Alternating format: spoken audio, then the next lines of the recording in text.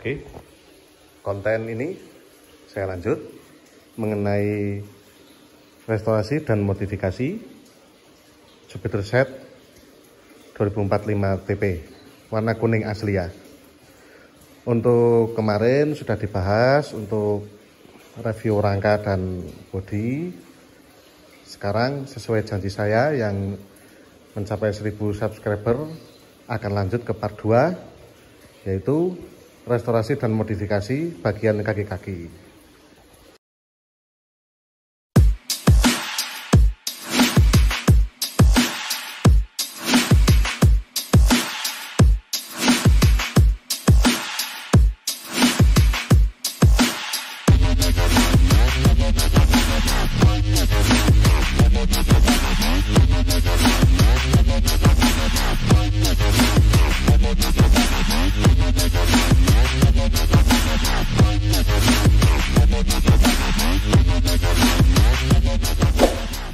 Oke, dimulai dulu dari bagian depan ya. Untuk cakram, saya menggunakan cakram PSM. Ini cakram PSM dengan ketebalan 3,5 mili.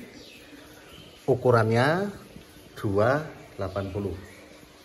Jadi untuk ukuran motor bebek ini pas ya, 280 untuk pemasangan modifikasi bagian pengereman. Ukuran 280 sangat cocok, tidak terlalu besar juga tidak terlalu kecil. Untuk cakram sudah ada satu set mendapatkan bracketnya. Ini bawaannya dari PSM. Jadi ini yang seri kedua ya, yang V2. Kalau V1 kan masih belum ada cekungan seperti ini. Kalau yang V2 sudah ada. Untuk kaliper masih menggunakan bawaannya. Ini yang sudah 2P ya, bawaannya sudah seperti ini. Ini cocok dipasang, dikombinasikan dengan cakram PSM. Saat melakukan proses restorasi, tentunya saya mengganti bautnya ya. Bautnya saya ganti baru, biar lebih clean. Tapi saya menggunakan baut standarnya, saya samakan dengan standarnya. Ini orisinil, harganya murah. Untuk selanjutnya, ini saya ada pemanis ya. Jadi untuk sensor speedometer, ini sensor speedometer seperti yang kemarin saya review ya. Sensornya ikutnya di sini. Nah, nanti sensornya membacanya di sini. Nah, bisa dilihat nanti nih, membaca gerakan sensornya itu di sini. Ini magnet ya. Jadi dia membacanya sensor ini. Untuk magnetnya saya pasang satu saja, itu sudah akurat. Selanjutnya ini untuk bautnya orisinil, biar lebih mantep ya. Jadi nggak ada istilah kata patah-patah atau lepas gitu. Nah, tapi untuk baut yang di extendernya ini saya ganti yang variasi. Jadi biar lebih ngumpet ya di sini dan lebih rapi. Ini juga sama, ikutnya di bracket jadi lebih rapi. Ini baut L. Selanjutnya untuk pemanis di tromol, ini saya beli yang custom ya. Harganya murah meriah tapi tidak murahan. Kualitasnya tidak murahan, bagus, cuma lebih diganjel ringnya aja. Itu sudah satu set kanan kiri. Nah, seperti ini. Untuk tromol saya ganti baru karena tromol yang lama sudah tidak begitu layak pakai. Sekalipun dicat, lebih baik membeli tromol yang baru saja.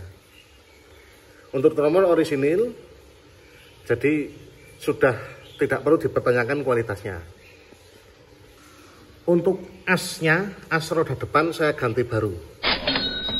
Ini baru ya, karena yang bawaannya itu ketika saya dapat motor ini sudah tidak layak pakai, sudah karatan juga, sudah giginya itu sudah hilang. Satu set dengan murnya. Untuk jari-jari saya ganti baru. Ini punya merek TDR ya. Ini yang chrome, yang tahan karat. Bukan anti karat tapi tahan karat. Kalau jari-jari, karatan atau tidaknya itu tergantung perawatannya seperti apa. Jadi yang punya motor dengan memiliki roda jari-jari lebih diperhatikan ketika merawat, khususnya di jari-jari ini ya. Soalnya ketika sudah karatan itu sayang sekali lah, hanya akan mengganggu pemandangan saja. Untuk velg, saya menggunakan velg Verosi. Verosi tapi yang dia hitam glossy. Hitam glossy ini kalau biasanya Verosi itu ya, yang hitam doff, tapi saya rasa itu sudah terlalu pasaran, jadi saya pakai yang glossy. Ukurannya saya samakan ukuran standarnya yaitu 140. Untuk ring 17 inch. Nah, untuk ban saya menggunakan ban yang lagi naik daun ya. Ini ban lagi naik daun, yaitu Swallow Pro Racer. Ini soft compound, murah meriah merakyat. Ukurannya menggunakan 90/80, ringnya 17. Dikombinasikan dengan velg ukuran standarnya yaitu 140. Selanjutnya ini adalah bracket selang rem depan. Ini custom CNC kalau nggak salah ya. Kalau nggak CNC, ini sepertinya CNC. Ini bagus, buatan lokal, minimalis, sudah satu set dengan bautnya. Untuk selang rem saya menggunakan punya TDR. Kalau tidak salah ya, ini ukurannya 90 cm. Kalau tidak salah, saya soalnya agak lupa. Ini minimalis, pengereman juga lebih aman menggunakan yang model racing seperti ini. Asal digunakan sesuai dengan kapasitasnya. Itu pasti awet. Untuk pad depan, seperti misalkan bottom shock, itu masih menggunakan yang aslinya, yang bawaannya ketika saya dapat bahan, karena masih layak pakai. Cuma yang saya ganti hanya seal dan as bottomnya itu sudah luka ya. Jadi saya ganti yang baru, itu yang orisinil. Kita pindah ke bagian tengah. Ini saya menggunakan underbone merek AHRS. Ini merek terkenal legend ya. Jadi memang sudah di benak kita modifikator tahun 2000-an. Ini AHRS, racing habis. Nah, sebenarnya untuk AHRS ini sudah satu set dengan bracket ketika pasang di mountingnya. Hanya saja mountingnya di bawaannya AHRS itu tidak bisa dipasang. Karena modelnya underbone yang model motor rangka potong itu ya, di sini. Jadi saya akhirnya membeli bracket custom untuk universal. Jadi ikutnya di arm dan rangka, mounting rangka di sini. Ini nggak kelihatan, sorry. Ini harganya juga murah. Jadi ini bahannya tuh terbuat dari besi lalu dicat. Sayangnya juga harganya itu worth it lah, walaupun mulai sedikit-sedikit muncul karat.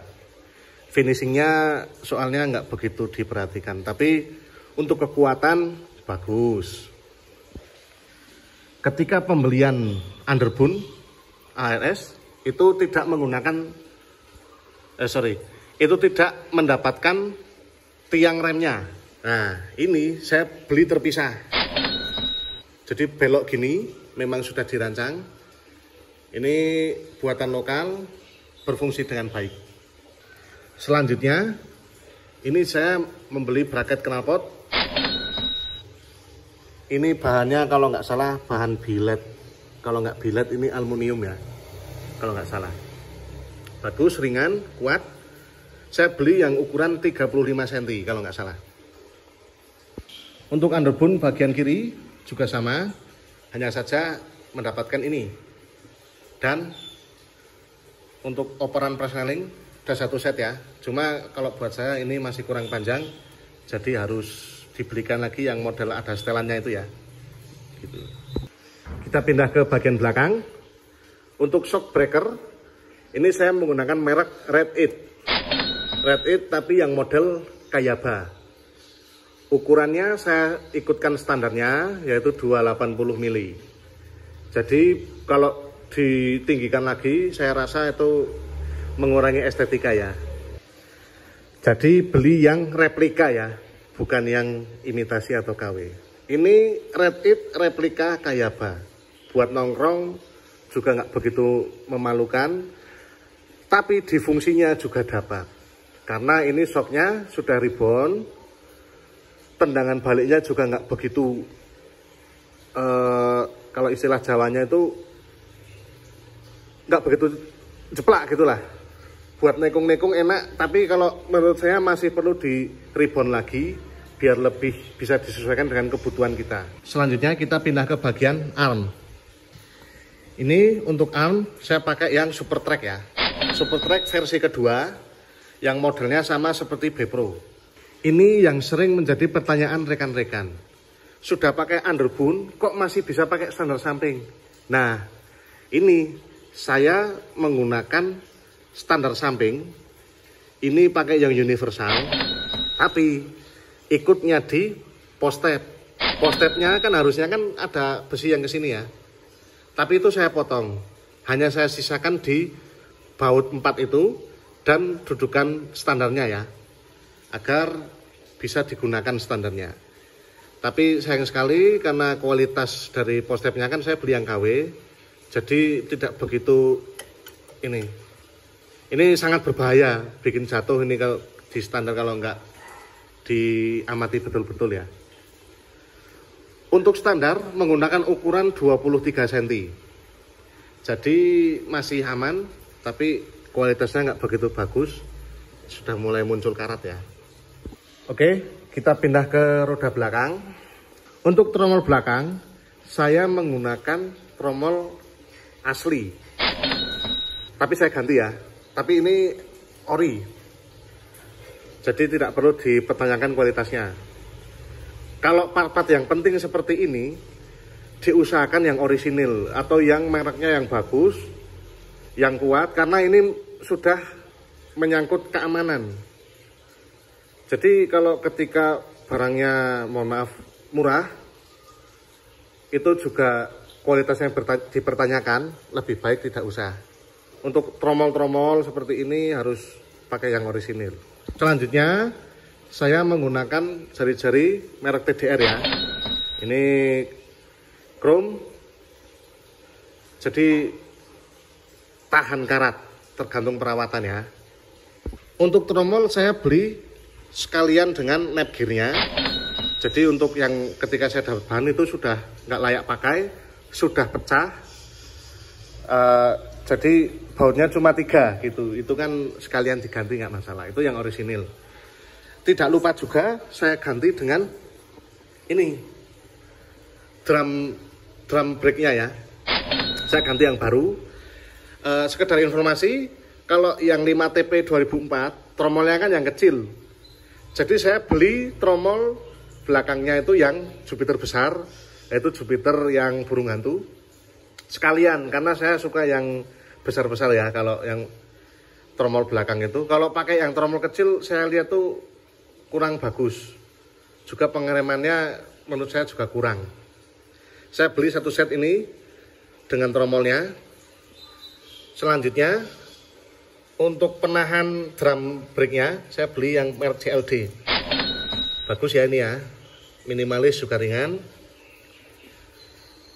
Selanjutnya saya menggunakan paha rem yang kemarin saya diskusikan di short ya. Ini pakai punya Air King. Jadi lebih panjang dari aslinya yang harusnya buat Jupiter, tapi saya ganti yang lebih panjang. Ini pengereman lebih pakem, juga tidak perlu dikhawatirkan kualitasnya. Ketika memasang arm Super Track dan tromol ini, tromol yang Jupiter besar, saya yang menjadi masalah pertama adalah asnya. Ini as sudah saya ganti, ini pakai yang model billet ya. Jadi ukurannya bisa custom ukuran, tapi saya lupa ini ukurannya berapa. Nanti saya bahas lagi di YouTube Short ya. Ini saya lupa, tapi kayaknya ini ukurannya sekitar 3 cm. Selanjutnya saya menggunakan velg Verosi. Warnanya juga sama, hitam glossy, ukurannya lebih besar, yaitu 160. Untuk ringnya 17 inch. Ini bagus, sudah saya uji di San Mori, lalu long trip, alhamdulillah nggak ada masalah. Untuk merek ban juga sama dengan depan ya, yaitu Swallow Pro Racer. Ini murah meriah, ban viral yang lagi dibahas para YouTuber dan modifikator ya. Barang murah meriah tapi sangat bagus. Untuk ukurannya juga lebih besar dari yang depan, yaitu ukuran 100/70. Jadi ketika dikombinasikan dengan velg ini, seakan-akan ukuran depan dan belakang itu sama. Oke, selanjutnya saya gear setnya saya ganti. Semua ukuran termasuk mata rantai, ukuran ketebalannya gear dan rantainya itu saya ubah. Jadi saya menggunakan rantai dan gearnya itu yang ukuran 428. Itu pakainya punya RX set. Kalau bawaannya Jupiter itu kan masih 415, itu yang kecil. Sebenarnya bagusnya yang pakai 415, nggak begitu berisik. Cuma saya menyesuaikan penggunaan, menyesuaikan kebutuhan, dan bobot saya yang hampir terlampau berat ya. Jadi saya menggunakan yang 428 heavy duty punya Triple S. Kombinasi ukuran gear depan dan belakang itu saya kombinasikan, yaitu ukuran depan menggunakan 14T, untuk yang belakang itu saya menggunakan 40T. Kenapa saya menggunakan kombinasi seperti ini? Kalau orang-orang bilang itu Spectrabus ya, gear set Spectrabus. Karena itu saya tinggal di area pegunungan. Jadi kontur jalan itu naik turun. Sedangkan bobot saya itu hampir 100 kilo ya, itu sekitar enggak sampai 100 sih. Itu bobot saya itu sekitar 88 kg. Jadi saya sesuaikan. Jadi motornya biar nggak kasihan ketika saya bawa, juga nanti nggak begitu, intinya nggak begitu berat lah. Tapi kalau saya tanya ini final gear, kombinasi final gear seperti ini dengan mekanik itu sama dengan motor road race yang sirkuitnya itu di sirkuit dadakan, misal di yang pakai karung-karung itu loh. Jadi butuh stop and go-nya itu lebih baik ya di situ ya. Jadi ketika masuk tikungan, ketika mulai habis tikungan tuh tenaganya lebih cepat, akselerasinya jadi lebih kembali untuk ketika memasuki tikungan gitulah. Intinya seperti itu. Saya kan orang awam ya, nggak begitu memahami seperti itu. Barangkali ada rekan-rekan yang bisa menjelaskan di final gear stop and go di road race, bisa di kolom komentar ya. Nah, ini yang saya bikin detail yang unik, yaitu saya menggunakan baut L ya. Ini khusus untuk pemasangan gear. Jadi di dalamnya itu sudah ada mur yang khusus, jadi tidak perlu menahan ketika akan memasang gearnya ya. Untuk memasang bautnya ya. Asnya, untuk bos-bosannya saya ganti juga. Jadi ini yang ukuran custom. Tapi ini saya suka lah, rapi, juga nggak begitu seadanya gitu. Seal nap gearnya juga saya ganti yang baru. Itu saya ganti yang baru karena yang bawaannya kita saya dapat bahan itu sudah tidak layak pakai. Ini kombinasi ukuran velg depan dan belakang. Itu walaupun ukurannya besar belakang, tapi jika dikombinasikan dengan velg yang tepat, ukurannya yang tepat, maka ukuran depan dan belakang itu seakan-akan sama. Jadi seperti ini. Ukurannya kelihatannya sama, padahal beda. Feel-nya ketika untuk nekung-nekung, untuk manuver juga lebih enak dan tidak begitu terlalu kecil. Karena untuk ukuran velg dan ban di motor bebek ini ukuran seperti itu sudah tepat. Nah, kendalanya ketika mengupgrade ukuran ban di motor bebek itu pasti mentok di spakbor. Itu ya. Itu mentok ya, bekas mentok. Bisa dilihat. Itu nggak saya coak sendiri. Itu memang mentok tapi nipis, jadi saya biarkan aja biar nanti terbentuk sendiri ya, gitu ya. Jadi review kaki-kaki dan sekitarnya part 2 ini ya sudah saya bahas. Yang belum mengikuti proses restorasinya seperti apa bisa cek video ini part 1. Bisa diikuti dari part 1 sampai part 5. Jika Anda belum mengikuti, bisa Anda tonton satu persatu. Usahakan jangan di skip ya, karena semua detailnya saya rekam satu persatu. Itu biar bisa menjadi referensi Anda ketika akan melakukan restorasi dan modifikasi. Oke, yang belum subscribe silahkan subscribe. Oke ya, karena subscribe itu gratis.